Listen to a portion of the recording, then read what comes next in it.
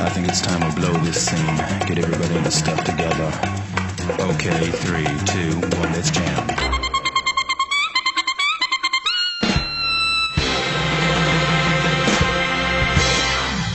On today's episode of 1 Minute Reactions, reacted to Dr. Stone, episode 11, Clear World. Now, this episode really goes to show you that something so simply cured in our time could be a monumental disadvantage in a pre-industrialized world. Hell, sometimes even I take for granted how amazingly advanced we are, and this episode definitely hits home. I feel Suika's and Kinro's pain. Definitely relatable. Now, last we left off, we were dealing with the attempted murder of Gen by magma. While not as lofty as Senku's goals, his seem to take a more nefarious route. He wants to be the village elder, and it seems he's willing to do anything, including murder. Not only Gen's, but Ruri's. Yes, Kohaku's sister. Her life is not only being threatened by her illness, but also by her potential husband. Luckily, his plans were thwarted, or at least delayed, thanks to Kohaku beating him in a grand bout. But unfortunately, this grand bout got rescheduled, so it seems it's up to the warriors of the Kingdom of Science to try to take down magma. Meanwhile, Senku has his mind set on something else. And to me, this sounds like a pane in the glass. Get it? You get what I did there? He's making glass. Yeah. It definitely seems this new material is going to play a pivotal role in the Kingdom of Science, giving us beakers and trays and just an evolution of the clay pots they're using. Not only that, though, he has an ulterior motive too. Suika. Yes,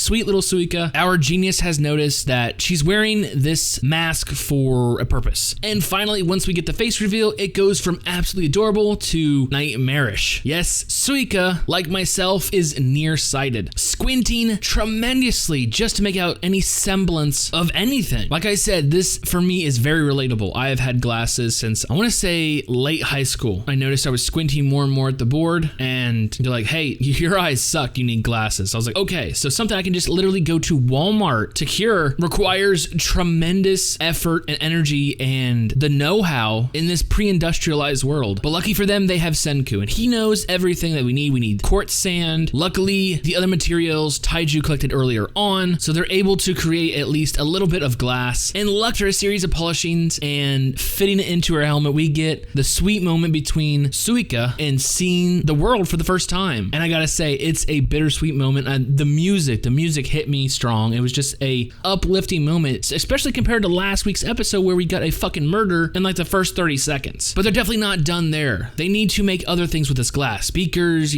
trays, like everything I said. It's going to be definitely a key material moving forward, yet it's more than just science, it's an art, and unfortunately, none of these people in the Kingdom of Science are Picasso. And this is where we get introduced to another new character. Chrome has a revelation. If you need a craftsman, let's go back to the village. I know this one dude. Obviously, they're not on good terms because he comes tied up, looking like a hostage. Old man Kazuki, though, is the village craftsman. 50 years of experience. He knows his shit. He has built a bridge. He developed a lacquer, made Kohaku's shield. It definitely seems that he is a key member of this village. And of course, Senku, with plans upon plans, decides to dangle the bait of glass in front of him. Not only doing that, but doing such a shitty job, Kazuki has an explosion of power and excitement. And what we see that Chrome and Senku failed at, Kazuki is easily able to master. And I absolutely love the fact that Senku remarked on this. It's not just an easy story trope. We're talking about a guy with 50 years of experience. He saw the base necessity when Senku and Chrome were fucking up, but all in all, he is a talented person. There are people like this in every age who exude some kind of instinctual experience in their craft as if they were born to do it. Kazuki is this type of person, and he is easily able to make a large variety of all the instruments that they're going to need. And I really hope this character becomes a mainstay in the Kingdom of Science. Oh, and I absolutely loved it when Suika called it grandpa. So cute. But now it's time to go focus back on the strength side of the Kingdom of Science. Yes, Kinro, they have been training with Kohaku to try to take down magma. And although Kinro is super strong, it seems there's an issue with him. Yes, he has the same nearsightedness as Suika, yet his pride of being,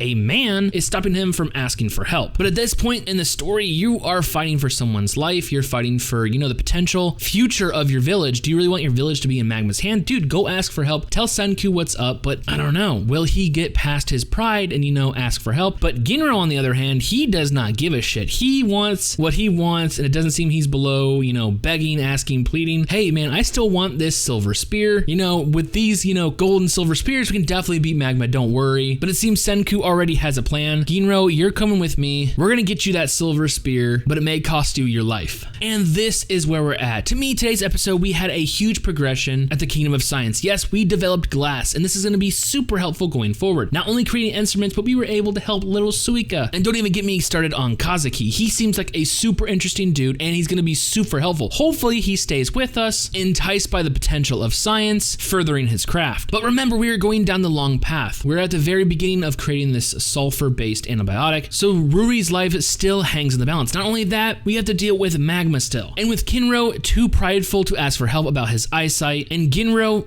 I'm still iffy about Ginro. It seems he has his own motivations, but it definitely seems that him and Senku might be the showcase of next episode. Overall, I am absolutely loving this series. I love that they're keeping the science main intact. They're adding comedy at the perfect moments. They're introducing new and unique characters. Overall, I'm enjoying everything so much. So with that being said, I cannot wait for future episodes.